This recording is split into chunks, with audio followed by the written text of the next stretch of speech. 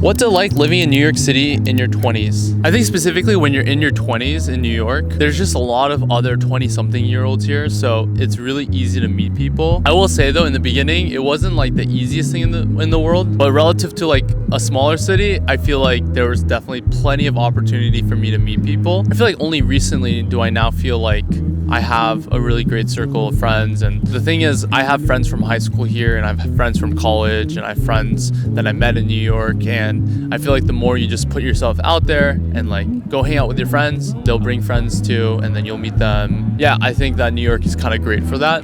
So it's a really good social city. Obviously, it's also tough for a number of reasons, like it's expensive, it's loud, it's dirty.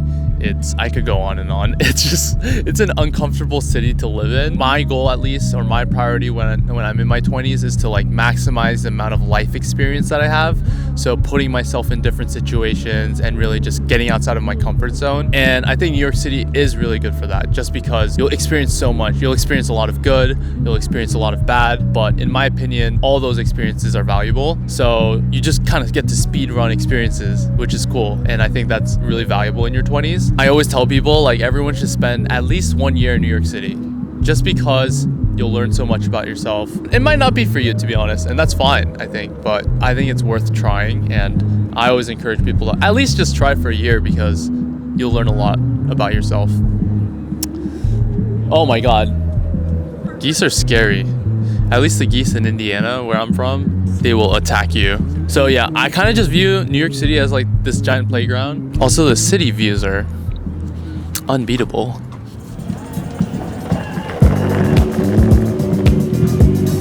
It's very loud here. Is it too loud? I'm gonna test it. I brought my headphones for this.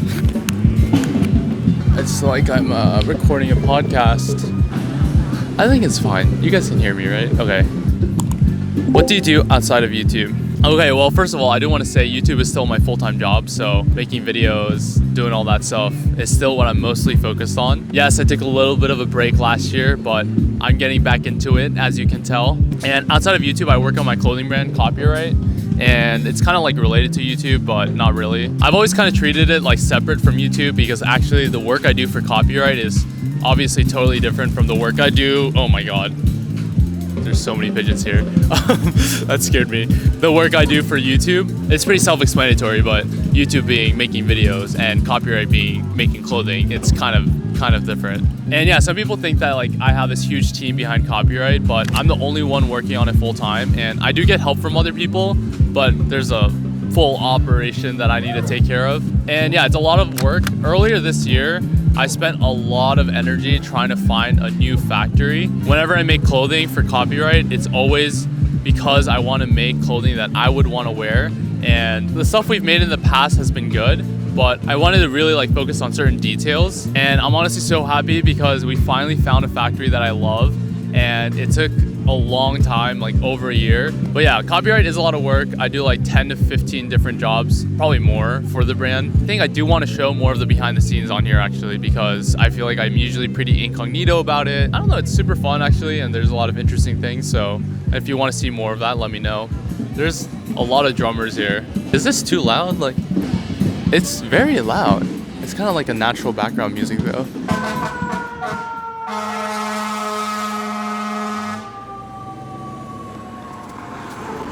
Okay, next question is, how do you build confidence to film in public? I guess I wasn't always like good at filming in public, but like anything else, you do more of it and you get better. Oh, I'm sorry, I just hit that guy. But yeah, it does help that I live in New York. I feel like people in New York see so much crazy shit that they don't care if they see someone filming. That's like so normal. I do remember being in college though and trying to like film in common areas, and my friends would be there and my classmates would be there, and I would just like psych myself out and like do 10 takes, 20 takes, probably more honestly, and I would just like like stop talking every time someone walked by. But I got really fed up and I was just like, listen, this is stupid. If I don't film this video right now, no one is gonna film it for me. It's not like someone can just take my spot and film for me. This is my YouTube channel.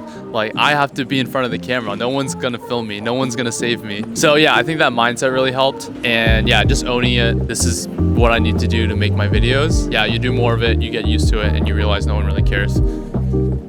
Are you going to be consistent on YouTube again? Guys, this is me trying. If you watch me back in my college days, you know, I used to post like 2-3 times a week. I don't even know what I was on back then. And honestly, I will never get to 2 to 3 videos a week because the types of videos I want to make now are just like not videos that I could make 2 to 3 times a week. I just want to make more videos that are meaningful, videos that I'm proud of, and they take a little bit more time. I've just never been a fan of just like pumping out videos just to post them. So yes, I am really trying hard. I'm trying to be consistent again. We're easing into it. I'm having fun, which is good. What is your favorite book? It might be a tie between Think and Grow Rich and Principles by Ray Dalio. Think and Grow Rich because it's like my first love. It's like the first self-development growth book that I ever read. And it taught me about visualization, it taught me about goal setting, and it helped me just like get on the right track.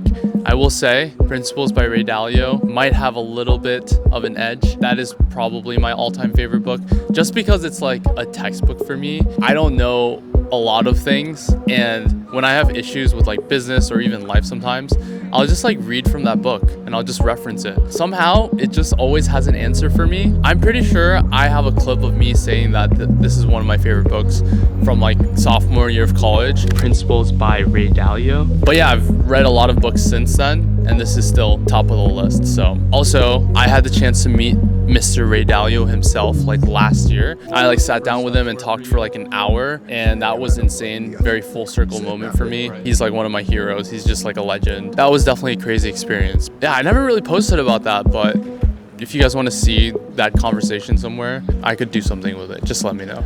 Okay, let's go.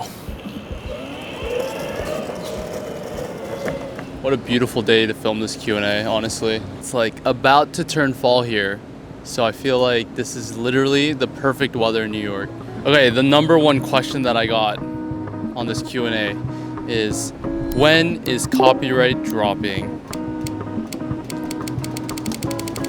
When is the next copyright drop? It's coming really soon. It's about to be hoodie season right now. So we're gonna drop this hoodie. We got a bunch of other hoodies and some long sleeve tees. I might bring back the beanies. If you want those, let me know. It's not really cold enough for that yet though, so I don't know. But yeah, I'm excited for this drop. This drop is with the new factory. We actually did cut and sew this time, so it's literally the exact dimensions that I want to a T. I picked out the materials, I picked out the colors, I went through books and books of different fabrics, and I handpicked everything. I literally measured out each measurement of this hoodie from the cuff to the hood, just every single part of it I measured out and I customized, so it's exactly the way that I would want it on a hoodie. I couldn't previously do this with the previous drops because we were working with other manufacturers, but now we have a factory. This is kind of like what I've been working towards, honestly, since I started copyright, which was just trying to create like the perfect hoodie. And we're finally here, so I'm really excited for this one. Again, I need a few weeks to kind of like finish up some work behind it, but we're almost at the finish line. I want to say early November. Look out for it. Follow at copyright on Instagram if you want all the updates, because I always release everything there first. Why is it so loud here? This entire day, these ambulances and these fire trucks have been ruining my shots. But it's okay, the audio is fine, right? I think. I have no idea because I haven't checked it.